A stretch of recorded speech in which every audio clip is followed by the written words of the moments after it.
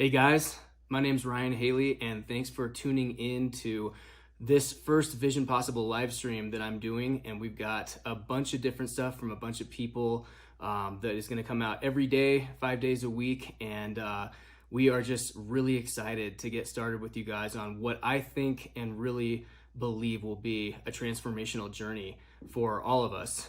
Just to give you guys a little bit of background about myself, I was a Navy helicopter pilot and miraculously survived a helicopter crash in 2007 that really kind of like put me on a different trajectory and was the starting point for a lot of what I'm doing now. And I was in the Navy for a little over 10 years. I went to Monterey, California after flying helicopters in San Diego and got my MBA. And after that, I did a combat tour in Afghanistan doing intel support for the Army and finished up doing defense budgeting at the Pentagon. So I've got a lot of diverse experience and background, not only within my military career, but then after that. I got out of the Navy in 2014 and became a realtor. So that was a pretty big switch from being in a very regulated government environment to completely free-flowing, no structure, no guaranteed paycheck or benefits, kind of eat what you kill, so to speak. And that was a great experience. I learned probably as much or more in 18 months of being a full-time realtor as I did in the 18 months in my MBA program when I was in the Navy. But they all come together, and that's what I'm going to talk about in a little bit. And then after doing real estate for about a year and a half, I realized that wasn't ultimately what I wanted to do. And so that is a really important part of this journey I'm going to be sharing with you guys about myself, but also how I think it can translate to what you guys are going to be doing. Because to the average observer, it probably looks like I was just a chicken with my head cut off, running around all the time, doing all these different things. And maybe to an extent that's true. But what I learned is every step of that journey, I was learning what I liked and what I was good at, and what I didn't like and or wasn't good at. And that's a really important thing we're gonna focus in on for this teaching. So learned a lot of great things about, entrepreneurial, ventures and the freedom and flexibility and the discipline it also takes to do that successfully. But also realized that, that particular role as a realtor wasn't ultimately what I wanted to do. So the next thing was I ended up going to work for a startup company in the Vail, Colorado area, which was great. Learned a lot about mobile marketing with a new app and getting a startup off the ground. Had a great time, but unfortunately that startup didn't make it. So then I went back to the DC area, which is where I had come before that, and went to a fellowship program in Georgetown, where I learned even more about what was really in the deepest bottom part of my heart and what I really wanted to do for my life mission and calling. And I'll go into this more as we keep unpacking this over the next several weeks. But that gave me a really good perspective. It was only 5 months. And then from there, I went to Woodland Park, Colorado, where I am now. And I went to Charis Bible College from 2016 to 2019, learned even more, and had a chance to really start cultivating this vision and this life calling that I feel is what I'm doing with you guys and some other things I'll mention. And that basically brought me up to right before I published my book in 2020. And that was an amazing experience. You can check that out on Amazon and the visionpossible.net website, which has a bunch of information and resources about each one of us and links to our own websites and different products and services. But that was a really exciting thing that I learned a ton about. And now I am doing financial planning, which I'll talk about in future live streams, and still doing the inspirational communication and personal development with my, what I call a ministry in the form of a business.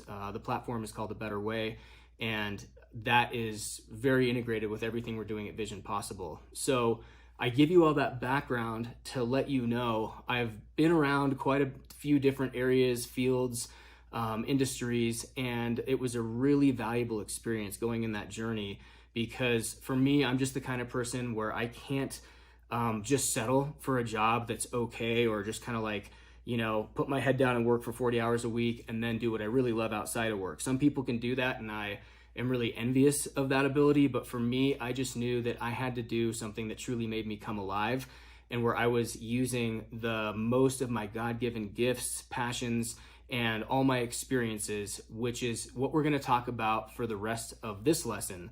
So when you put all that stuff together, what I learned along this journey of 10 plus years is what I call finding your sweet spot. And what I define as the sweet spot is the intersection of 4 different things: your deepest passion, your deepest pain, your greatest strength, and your greatest service. And you can imagine this in your mind as an intersection of 4 different circles. And each one of those circles is really powerful and important on its own.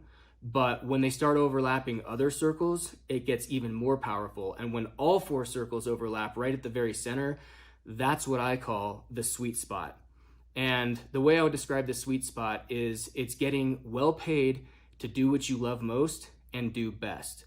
And that's what we want to help you do in this journey of discovering, cultivating, and ultimately living out your vision. Because we are all uniquely designed. We all have different personalities, skill sets, passions, strengths, and also things that we're not as good at. And so one of the most helpful things that I've learned in this journey is to stop trying so hard, struggling against the grain of who I am, trying to be something or someone I'm not, and embracing my natural God-given strengths and passions and the things that I truly love doing. And then ironically, even though I love them so much, I would do it for free or even pay money to do those things. I'm now actually getting well paid to do those very things I would do for free or even pay for. And that's one of the questions that I would ask you as you're watching this. If you're trying to figure out what your vision is, what your unique design and purpose and the ways that you can uniquely add value, that is a really important thing to be aware of, is where those things intersect for you, and not trying so hard to shore up your weaknesses and spend all this time fighting against the grain of who you are, because there's a place for personal development and growth, as you'll find. We're all about that. But what I have found to give me the greatest fulfillment and effectiveness, both personally and professionally, is focusing most of my time and effort on what I truly love doing and what I'm naturally really good at. So I'll kind of break down each element of these 4 different things to give you a little bit more of a definition or idea of exactly what that looks like. So when I talk about your deepest passion, I'm talking about things that you just naturally, you love it. It makes your blood flow. You can get lost in it for hours. As they say, if you love what you do, you never work a day in your life, and time flies when you're having fun. So what's fun for you may not be fun for everybody else. I'll give an example for myself. What's really fun and enjoyable for me, believe it or not, is doing a ton of financial analysis, using spreadsheets and financial projections, and being able to put a plan together to help people and businesses to really steward their financial resources and their time in an optimal way. And for most people who are hearing that, that probably sounds like the worst thing in the world, and I totally understand that. But for me, it's life-giving. It doesn't feel like work, and it's a way I can earn a great living helping people in a really valuable way. So that's part of what you think you need to focus in on, is not what do you think that you should like, or what do you want to like, or what were you told to be, whether your parents told you you're going to be a doctor, a lawyer, an engineer, an artist, whatever that is. What do you find yourself naturally gravitating to and researching on your own time just because it's intrinsically satisfying and enjoyable for you? So that's the passion part of it. Another part that's really important, I just recently discovered in the last couple of years, is your deepest pain. That's what you hate. It's what gets your blood boiling.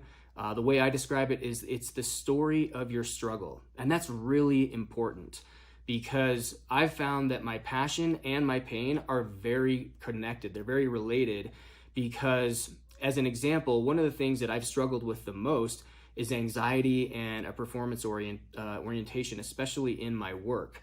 And that made me not only very unfulfilled, but it also made me less effective, because it was just a grind and I hated a lot of the things that I was doing. So naturally, one of my passions, as I'm sharing with you guys right now, is helping people discover that you don't have to necessarily just grind it out, put your head down and work, even if you hate it, just to make a living and get by in life. There's more to life than that. And so I just come alive and get excited about sharing with people, this idea of working from a place of rest, which is something I'll go into later, finding your sweet spot, finding what makes you come alive, and then starting to get away from those things that are not as life-giving, that you aren't naturally brilliant and naturally love doing.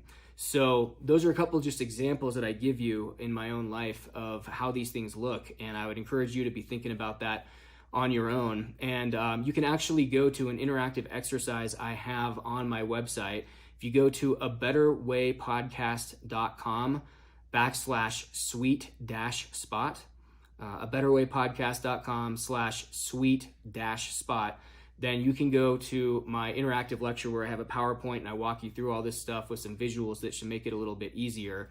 And we'll probably start doing that more as we get into coaching and live events. But for now, just know that the passion and the pain are both really important, and you don't want to minimize either of those. That's what I would consider your why. The passion and the pain, that's what gives you your deep, abiding purpose, cause, or belief that Simon Sinek talks about in his TED Talk and a lot of the work that he does.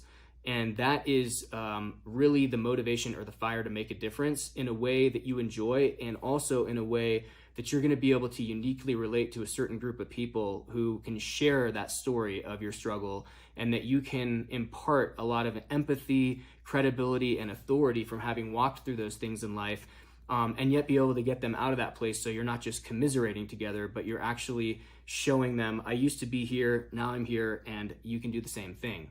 So those are the passion and the pain, very connected.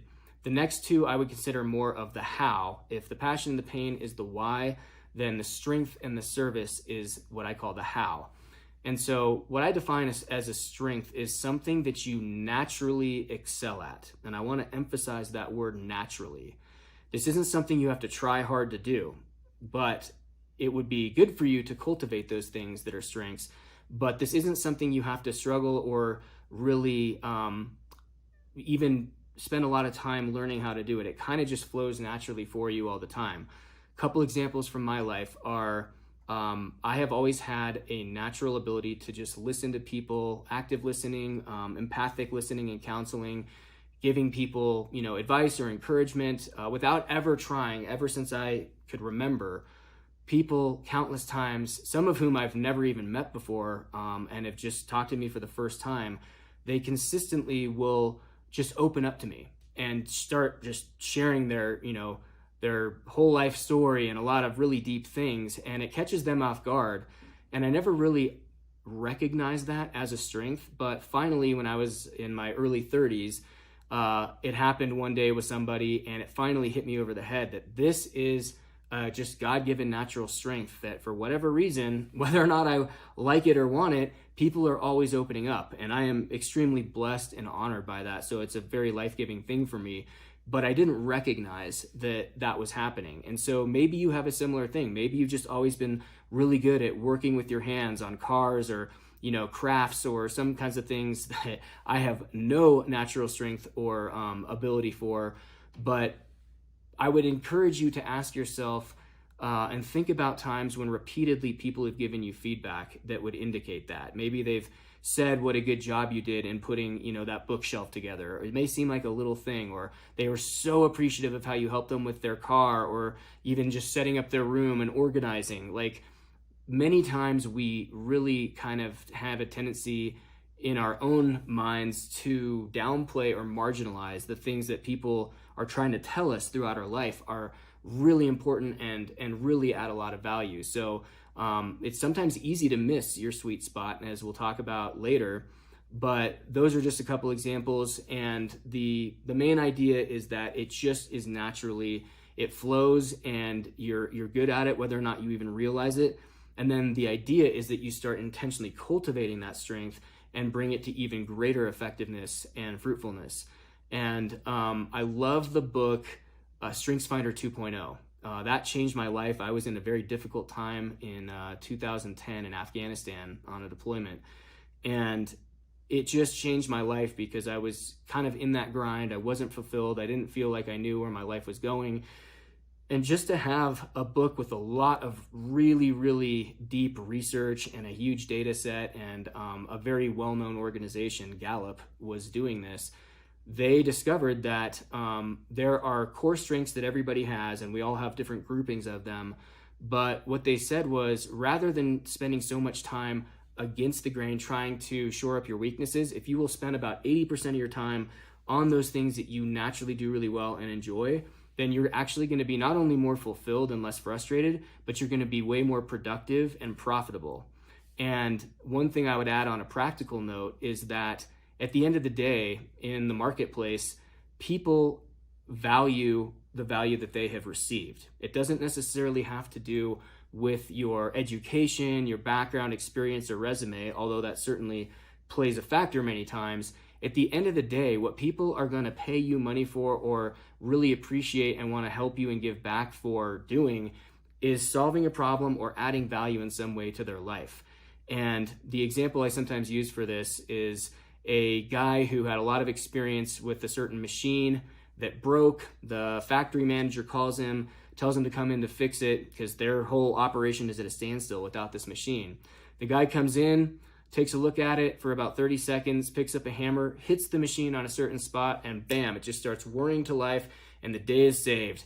About a week later, the manager of the factory gets an invoice for $5,000 for the assistance, and he called the guy and said, hey, this is kind of a big number. You're only here for 30 seconds. I'm going to need you to itemize this for accounting so I can justify this expense. So the guy says, okay, no problem. Hammer, $5. Knowing where to hit machine with hammer, $4,995. And the point of sharing that is that, again, whether it took him 30 seconds or 3 days, whether he had a PhD in that whole system, or whether he just had a natural gift, it really didn't matter, because at the end of the day, the factory manager and the entire company needed that machine to start working. And so that's what they were paying for. And so that's something to be aware of, is that at the end of the day, when you're trying to make your vision into reality, especially if you're an entrepreneur and you need to monetize this somehow to make it sustainable, think about the way that you're going to be able to add value by cultivating and using your greatest strength along with the passion and the pain as it all comes together. And then, of course, the last part of this is the service. The service is the value or benefit that you add to others. And ultimately, that is how you're going to receive your compensation, as we just talked about.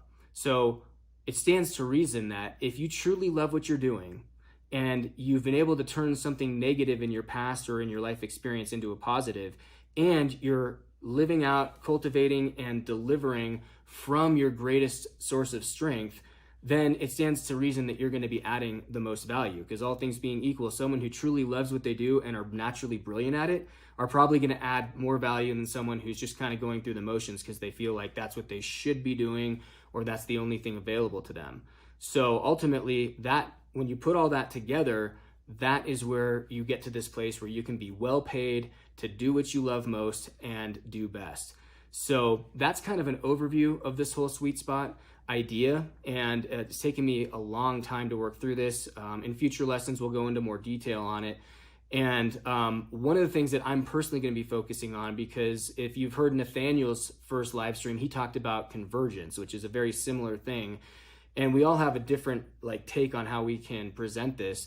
But one of the things I'm going to talk in more detail as we keep going into specifics and practical things is the area of my sweet spot that I mentioned earlier, which is financial planning and analysis. That's something that I love doing, and I've seen that's one of the things that holds most people back more than anything else, because no matter how clear your vision is, no matter how naturally brilliant and how much of a strength you have in an area, it's not going to be sustainable or viable if you don't have a market of people that are willing to pay for the value that you're delivering.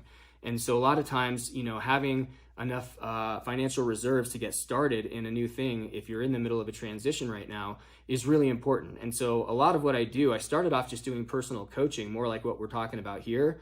But the more I worked with people and coached them, the more I saw the huge need for financial planning to people, get their budget and their cash flow in a good place, to get enough savings and to actually start investing so that they could have passive income and more freedom to be able to do what they truly love and what makes them come alive. And at the end of the day, that's what the sweet spot is all about. It's about finding what makes you come alive and then doing it. And I love to share a quote from Howard Thurman, who was a civil rights activist and educator. He said, "Don't ask what the world needs. Ask what makes you come alive and go do it. because what the world needs are people who have come alive. And that is another thing that just really struck me, just like the Strengthsfinder book, that you can focus most of your time on your deepest passion, your greatest strength. And that's actually not only okay, but it's actually going to be the most productive and profitable thing that you can do. And then combined with Howard Thurman's quote about finding what makes you come alive and doing that instead of trying to figure out and ask yourself what the world needs. When you find what makes you come alive by tapping into those different areas of your sweet spot, then you are going to be adding something that the world desperately needs and values. And I can tell you from personal experience, that has made my vision possible and stepping into things I never would have imagined right now, which I feel is just the, very beginning point, the trickle before the flood, so to speak. And my passion and heart is to bring you along with me and the rest of us at Vision Possible on that journey. We've done it ourselves. We've seen some amazing things, overcome a lot of challenges, and we want to be able to impart and share what we've been able to accomplish and get through with different, again, diverse group of opinions, backgrounds, and experiences, but all with that same heart to ultimately help you turn your daydream into your day job. So keep watching these videos. Check out visionpossible.net. You can get my book on there. You can check out my website as well as all the books, resources, and websites of everybody else on the team. And we'd also encourage you to like, follow, and subscribe our YouTube channel, our Facebook page, and our Instagram account. And we'll have a lot more awesome information and resources coming in the near future for you guys. But thanks for tuning in.